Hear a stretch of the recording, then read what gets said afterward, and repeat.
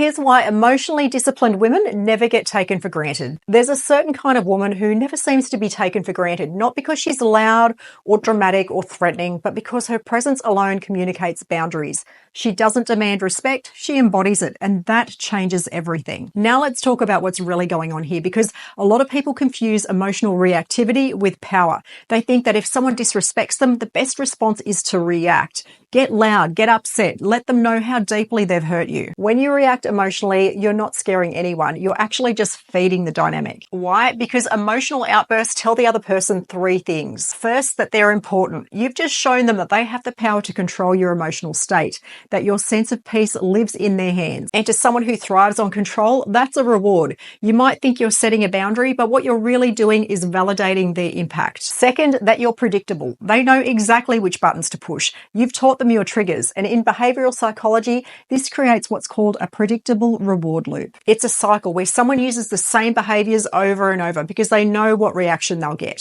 Third, and that you're emotionally impulsive. When your emotions lead, you're easier to navigate, to distract, to guilt trip, to reel in. This doesn't make you weak, but it does make you readable. And people can't fear losing something that they can easily reset. Now let's talk about the opposite, emotional discipline.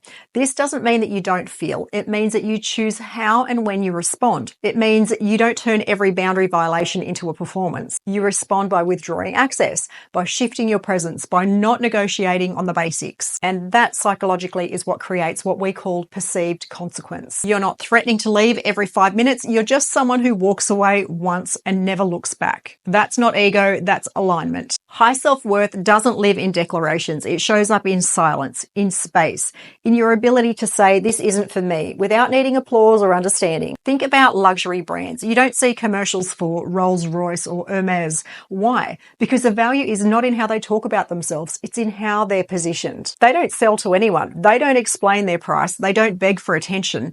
They exist on their terms, and you either rise to meet them or you don't. This is the same principle that applies in relationships. When you truly know your value, you stop performing for respect. You stop explaining what you expect in hopes of being treated well. You simply live it through consistency, self-control, and standards that don't bend depending on how much you like someone. And that's what people remember. Not the emotion, not the drama, but the quiet shift in how you move. So if you're tired of being taken for granted, the answer isn't to yell louder, it's to get clearer.